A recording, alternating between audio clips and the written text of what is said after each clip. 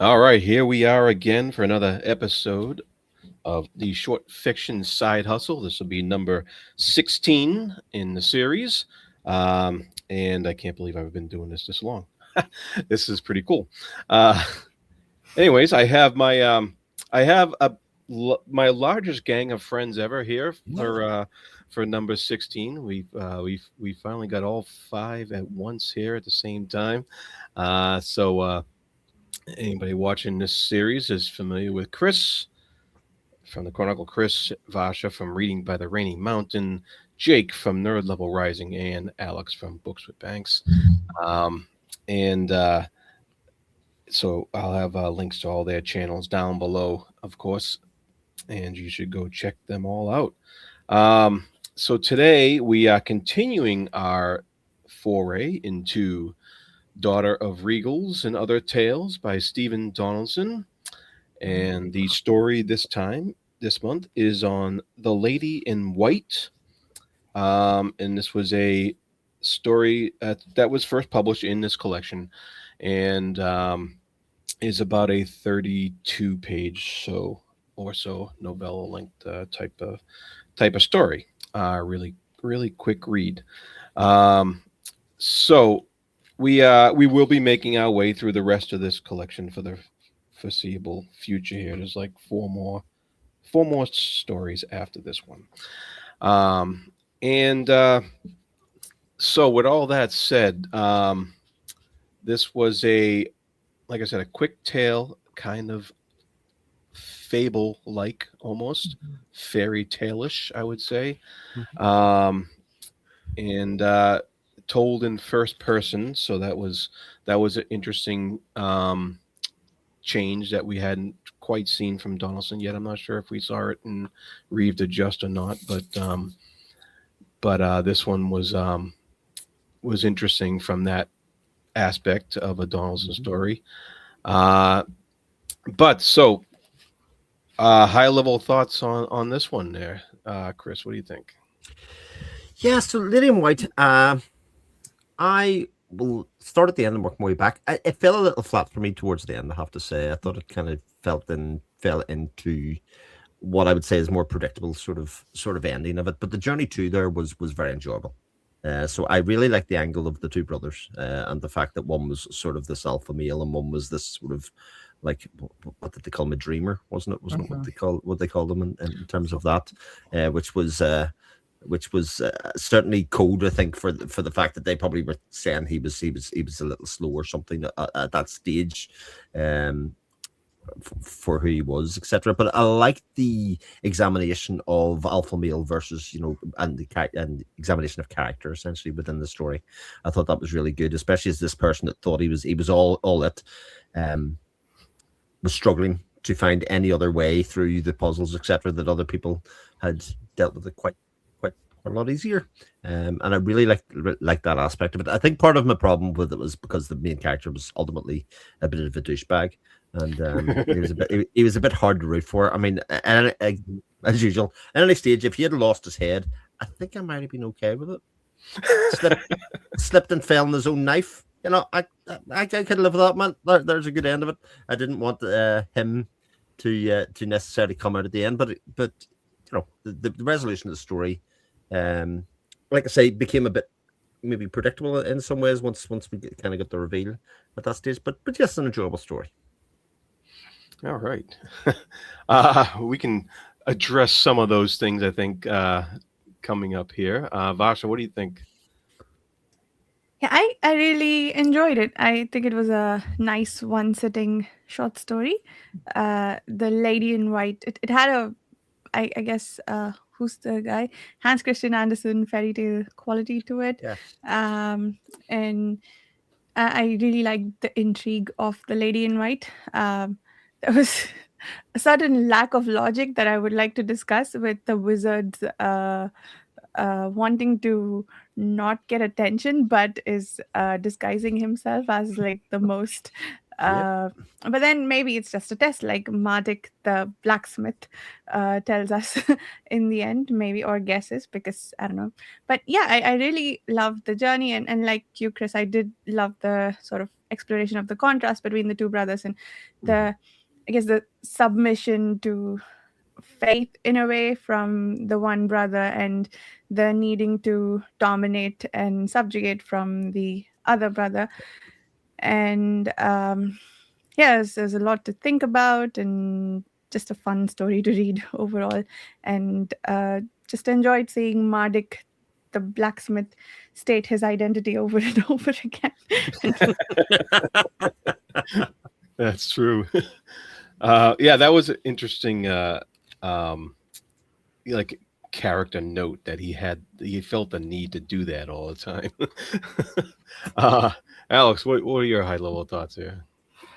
Yeah, I really enjoyed it. I definitely got the same Hans Christian Andersen vibes from the story, but with a bit of an edge and a bit of maybe more Donaldson being, I don't know, critical of his protagonist than any of those classic fairy tale tellers would have been of theirs. So I did like all of that. My biggest question by the end of it was, why didn't he fix her pot? Why didn't he? Because she brought him like a pot, and I thought that's what he was gonna bring her as a present. Like, look, I used my trade and I fixed this up for you, or her, him, whoever, whatever it was.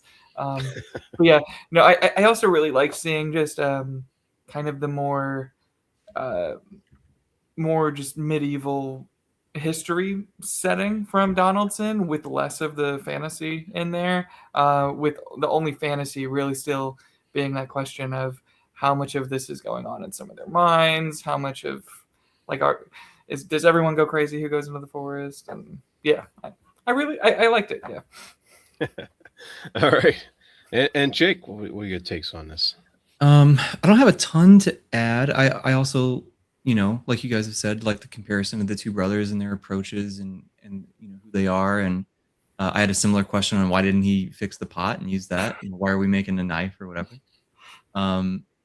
I think I also appreciated the setting, like you said, Alex. It was like I've loved all the stuff we've read so far, but it's like everything has always had this like, it's always dark, but it has this like whimsical thing to it, which I really like. I like that contrast. This one didn't have that. It felt a little bit more serious or more, I can't put my finger on the word I want to use, but the tone felt very different from anything that I've read from him so far. Being, I guess, just the other stories in this collection and that first Covenant trilogy. But it just felt like a different tone. I don't know. I just appreciated that as like a skill level of the author. Like, oh, cool, you can do a lot of different things. So, and all of these stories, I think, so far in this collection have felt quite different. So I'm just impressed with that, I suppose. My only, I'm not sure I really get the ending. I'll be honest. So I might lean on you guys to like help me clear up exactly how this resolved. But yeah, those are kind of my high level stuff, I suppose. Awesome. Yeah. No,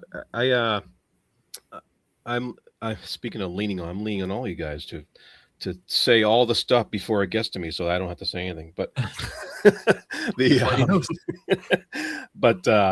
no, I think you made a good point there, Jake. This story had a different tone than some of the other ones, and I think that shows Donaldson's strength as a writer, and that he can tackle a different type of story, he can tackle a different type of tone. This one definitely had that fairy tale feel that you guys mentioned, Hans Christian Andersen type thing.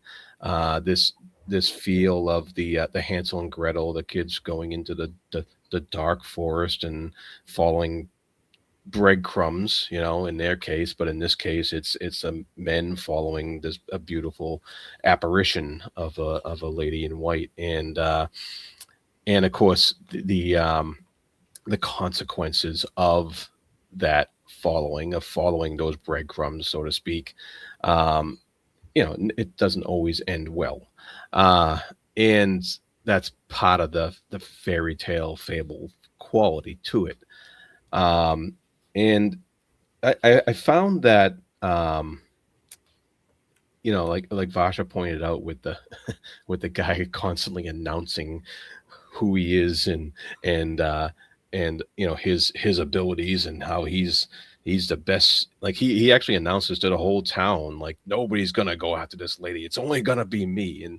And he like Chris said, he's kind of a douchebag, but he I found that to be ironic, on Donaldson's part, to have that character doing that, because so often in the fairy tales this humble guy going into the forest, or this or innocent kids or what have you, that you find in a lot of those fairy tales. And this guy's got a complete opposite. He's the king of the hill. He's gonna take care of this. Um he's gonna get revenge for his brother's blindness. He's going to right the wrongs that he sees. And so I found all that a little laced with irony on Donaldson's part, to play with that part of these type of stories. I like that a lot. I haven't read all the fairy tale stuff, so I think a lot of that was kind of lost. I didn't even put the Hansel and Gretel thing together, but I was like, oh yeah, duh. Like, of course. Now that you say that, so that's really cool. Yeah. Yeah. And so, the funny thing is, I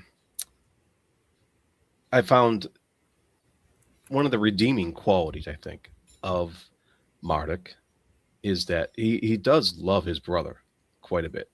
He cares for his brother, who comes off as kind of like the village idiot.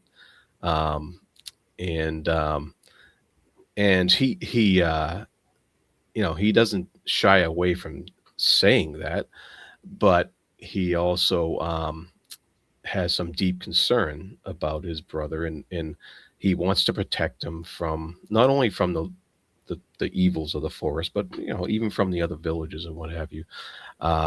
And so there is this underlying current, I think, of him being as boorish as he is, he's still a protector. He's in protector mode. Um, and I think that's part of his motivation. And you guys brought up the fact that he didn't fix the pot, right? Is that what it was? And he had to make a knife instead. And do you think that maybe his character just ties into that a little bit? That he's a knife is a weapon of protection, and he is a protector of sorts. What would a pot do for him? He's not thinking about what it's going to do for the person he's making it for. He's thinking about himself, right? Yeah. That makes sense to me. Yeah. He's not in service of others at all. He's very much about him being the top of the tree and other people bending to his will. And even his, I'll not say criticisms, but even his feelings about his brother and about his inadequacies are basically just a reflection of himself. So he looks at himself in the mirror and says, "My brother can't do this. He's not strong in that way," and he doesn't actually, nearly at any point throughout the entire book, give his brother credit for being able to solve problems in a different way than him, or taking a different tack, or even the fact that when it's revealed at the end that his brother chose the blindness, that it wasn't just a punishment laid onto him. He couldn't perceive of that, or couldn't see that. And I think in some ways the reveal of the brother choosing the blindness is also a reflection on the reader as well, because I think we are also in the mind and the mindset that was an injustice done to him rather than choice, because of how Donaldson set up, of the fact that the lady in white was abducting and not returning these young men. So there was like a darkness to the forest outside of the dark forest itself. There was an evil, even supported by the clergyman, saying basically it was related to Satan in some ways. So it's Marduk's an interesting character because he just doesn't see what other people want him to do, which is interesting, seeing that he is in the service industry in the first place of being a blacksmith. So he wasn't interested in mending somebody's pot. He was more interested in showing them how good a blacksmith he was,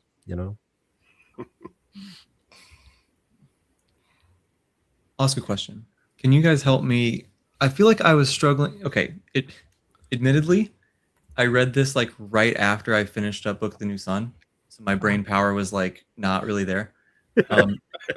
So I was struggling to like put together the lady in white's abducting some people and seemingly killing some people, but not everybody. And I'm trying to figure out, why is that? Why did the little brother get to leave with the blindness? Why did the older brother get kicked out twice but not killed and was allowed to keep trying? And let me stop there. Do we have clear answers on that? I don't think I have a clear answer, but the way that I interpreted it was the wizard or lady in white, whichever it was, needed these different men for different purposes or experiments or whatever. And so, and I think part of it was like they didn't need, or this individual didn't need the one of those, the other two, the other set of brothers didn't need that guy to make it as far in the trials before determining, okay, I have all I need from him, so now I'll just use him for whatever. Whereas I guess for some reason they wanted Marduk to get as far as he got in the trial.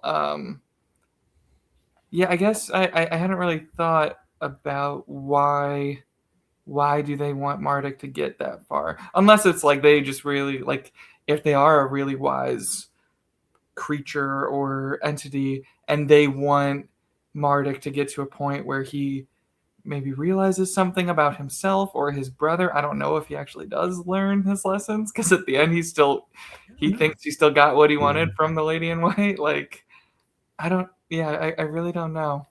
Yeah, Someone else might have a clearer answer. I'll take a little bit. It's pretty much along the same lines as you, to be honest. You know, the wizard is indifferent actually to the lives of the other people. So whether they live or die doesn't really matter to him. He just sort of needs this thing from them. And, you know, whenever he gets what he gets, he's like, okay, he rewards them in some way, right? And the brother is obviously blindness.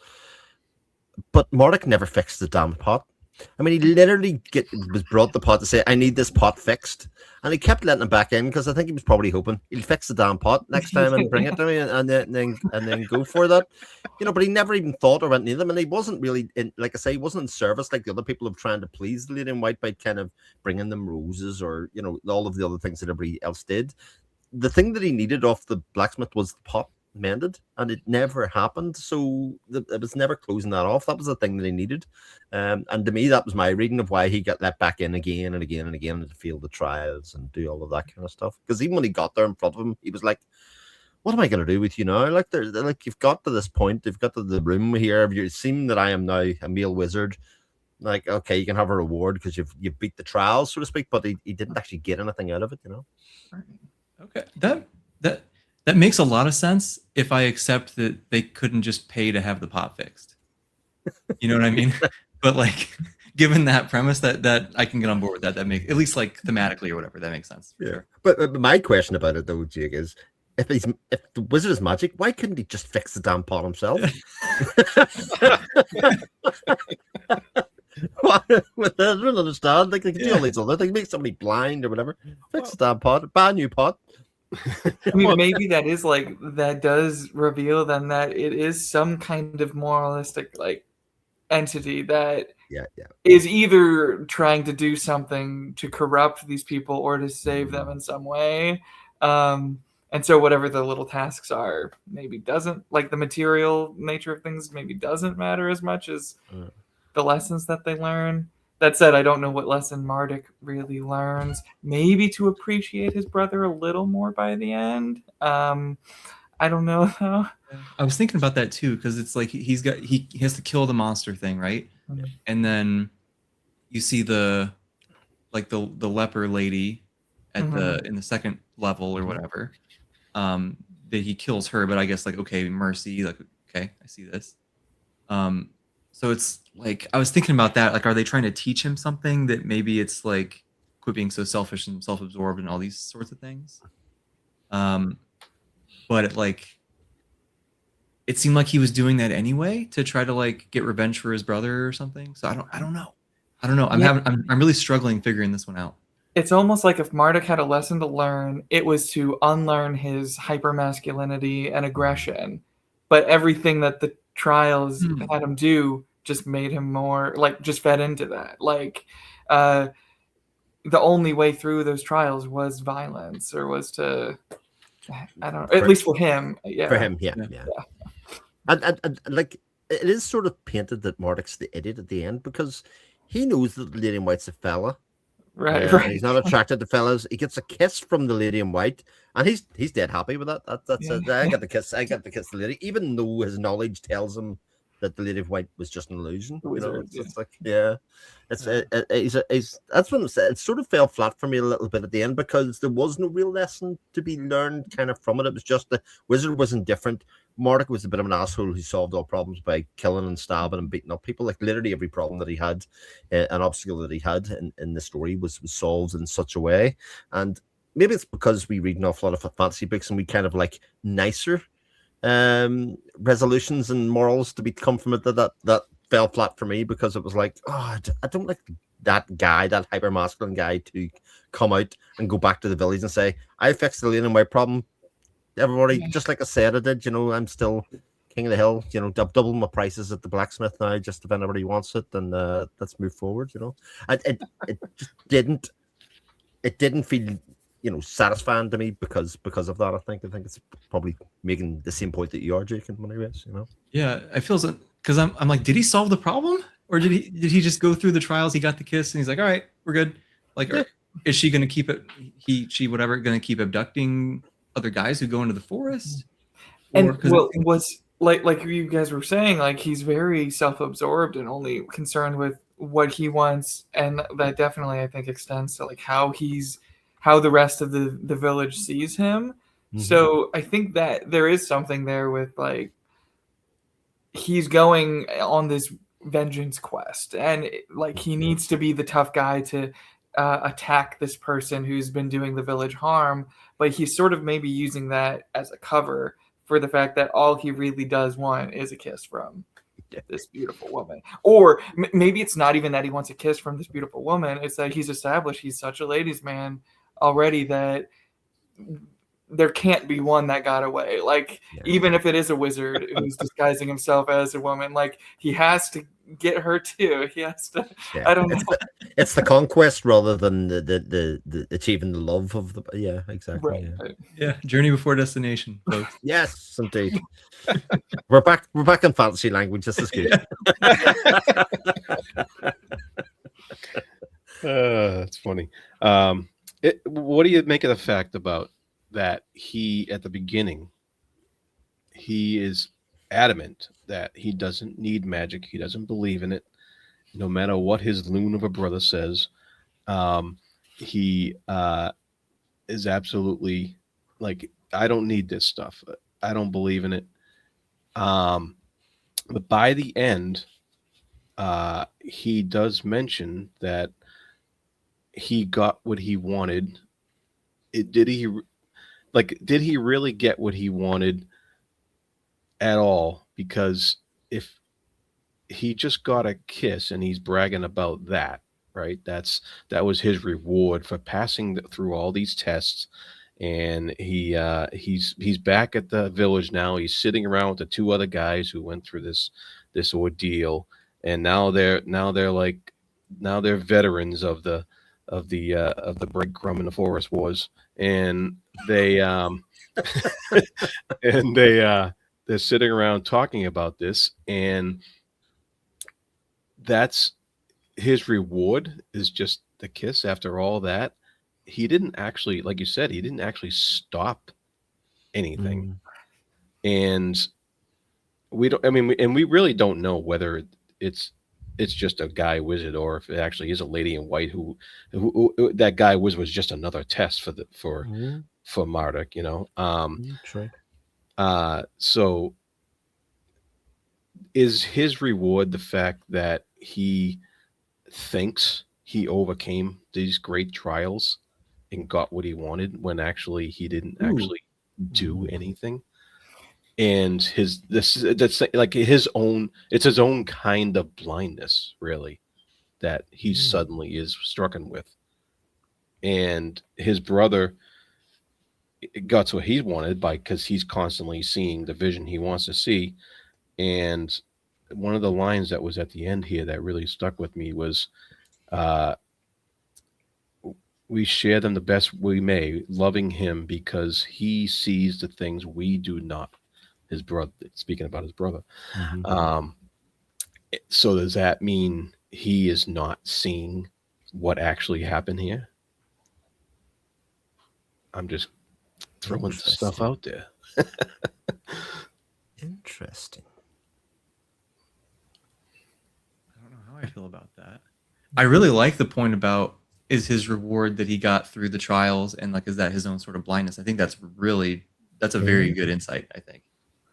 I'm still trying to think through that last bit. Yeah. So basically, at the start, he's the person that doesn't believe in the fairy tale world. We've sort of accepted that it is sort of told in a fairy tale world, and he's the realist who goes through it. And at the end, by accepting that he got a kiss from the lady in white, he sort of, I don't want to say he got his innocence back, but he got his kind of belief back in fairy tale. You know, the story of Elf, or the story of Oh, yeah. a lot of those movies, you know, that kind of thing where he kind of believes in the magic again in some small way, even though he doesn't feel like he's changed. But his acceptance of the fact that it was the lady in white that he got the kiss from sort of means that he is accepting the fairy tale in some ways. Anyway, that's a really nice insight that I didn't get anywhere near, Jared, I have to say. Well, are you now blinded and satisfied? I mean, I'm a little more satisfied. Yes, sure. I definitely feel more satisfied. I'm like, I'm so glad we're talking about this, because I definitely thinking this morning, I was like, all right, I got to come up with something smart to say. And I just don't know that I have anything. I don't even know that I like fully understood what was going on. This is helpful. Yeah. It's one of those things, isn't it, where you kind of go, it's only 30 pages long. Even I should be able to get this. Yeah. Well, that's why we're talking about these stories. I think there's sure. a lot to get out of these. So Vaja, what do you think? Are you now blinded? Are you satisfied? Am I blinded by the brilliance of all that was said? Oh, wow. Oh, geez. Burn. What? That was a compliment. How did you get burned from that? Oh, I didn't take it as a compliment. Chris will find a way. Yeah.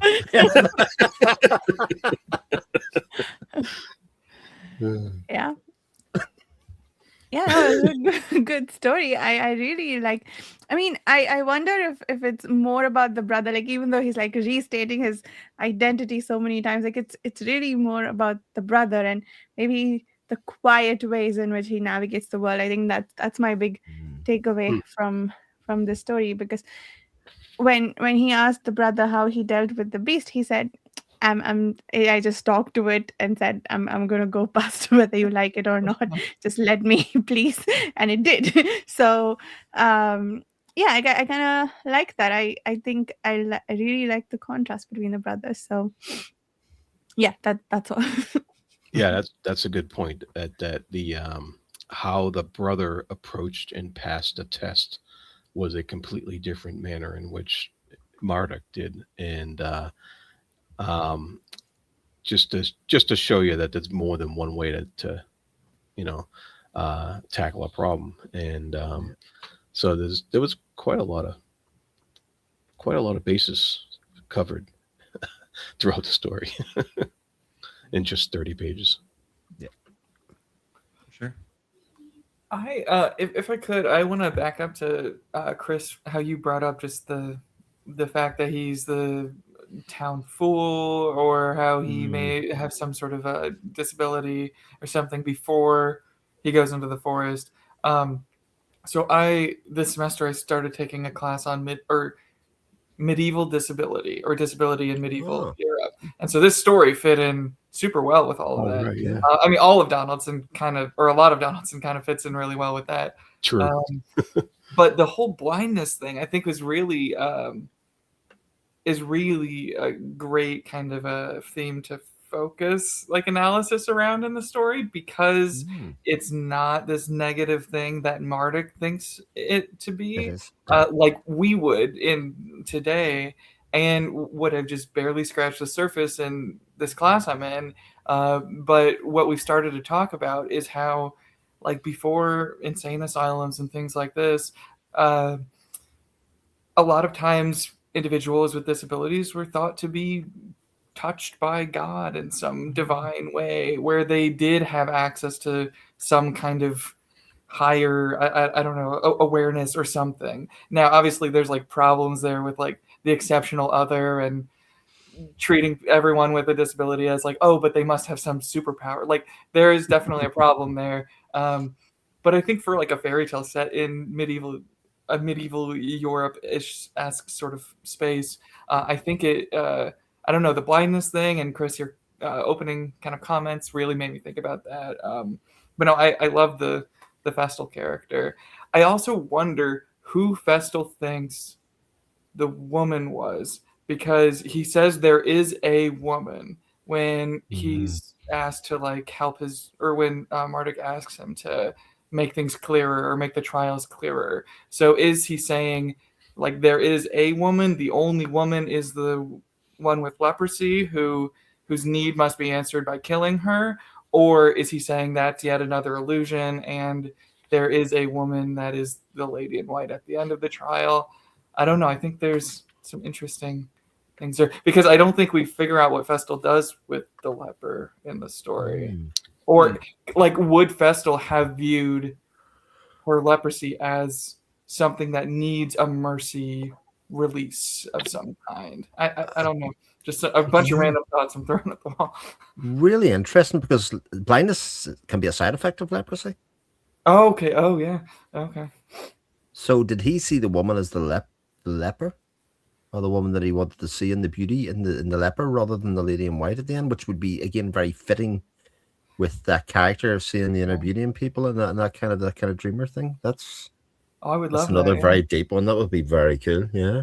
He's always seeing this, who he thinks is a beautiful woman. Yeah. It's the woman in black and yeah, I think that would be really, really lovely. That would be cool. That's a very interesting point. Not even that it has to be the solution, but that it's a possibility Sure. is really fun, isn't it? Yeah. Yeah. And that's key right there. I think the possibilities are endless in here, because a lot is left to the reader's imagination as far as how Festal passed his trials and his tests, and what he did. You suspect that he he had a different way of approaching it than Marduk did, but you suspect that his approach may have been more less of a violent nature, more of a diplomatic nature, and maybe a compassionate nature on his part. But we don't actually know, and I think that brings up a great point, that his own disability leading into these trials may have had a profound impact on the outcome of his trial as he was going through it. Yeah. And Marduk just goes, "Ah, but I'm a blacksmith. I can do this." Just throw a pitchfork at this guy. Yeah. Good points, guys. That was Yeah. very nice. Very cool. Very good points. Talking about these stories is fun, isn't it? Yeah, I feel like I'm appreciating it so much more. This is great. Yeah, outstanding. All right, so any final thoughts we can throw out there before we wrap this one up? I had a question sort of about misogyny and how the men of one community all view dangerous women, or women who are going to lead the young men to their doom. And like, I don't know if that's reading into the story too much to see if Donaldson's trying to say something about this, where it's like everyone treats the young like temptress as this horrifying, like terrifying thing, but still for whatever reason all men want to like conquer or master her in some way, and at the end of the day she always comes out on top. I don't know if there's something in the story there. Like this whole village's community with this woman is young, beautiful, or seems to teach the village the lesson of don't follow young, beautiful women into the forest. Like this is dangerous. Like you can just see the parents of the town sitting their kids down saying, "This is why you don't go into the woods." Yeah. Yeah. On a similar point, actually, or conversely, depending on how you look at it, are all men doomed to be idiots in the face of beauty? You know, in some ways, you know, are they completely helpless to their animal instincts in some ways? You know, because even the brother who has been said and have shown no interest in women, etc., up to that point, is sort of helpless in the face of the calling of the beauty of this person, and yeah, I think both things can be true. You know. Right. Yeah, that's the fable of the siren's call, basically. Yeah. You know, it's just it reminds me of, you know, Odysseus himself having the siren's call and having the blindfold and all that stuff on the ship in order to avoid that fate. Something that you know, men have been writing about for thousands and thousands of years, and telling stories about. Yeah, it's interesting because it kind of turns it on its head in that these who wins here? Nobody seems to really win. There's no outcome other than they end up with a story to tell. End up with a story to tell each other, but they're not exactly living a happily ever after type of situation. And is that the lesson that chasing this phantom of beauty is the ultimate folly that doesn't have the resolution you think it's going to have, and has its own certain kind of blindness. You're good at this, man. That was nice. Yeah. I'm just throwing shit against the wall and see what happens. But it's sweet smelling shit if it is.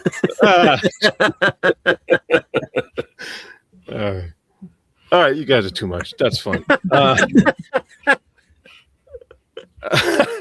right. Any other zingers you want to throw out there, Alex? No. That's all. Cool. All right. It's so cool that we can talk for 38 minutes about a 30-page story. But so next month we will be tackling the story Animal Lover. And just so you guys know, this one's a little longer, more like a novella length thing. It's like 90 something pages. So we'll be doing this one next month, and there'll be more interesting Donaldson literature to tackle. Thanks so much, guys, for doing this. This was fun. And like I told everybody watching, thanks for watching. And I will have links to everybody's channel here down below. And always be good to each other. Bye now.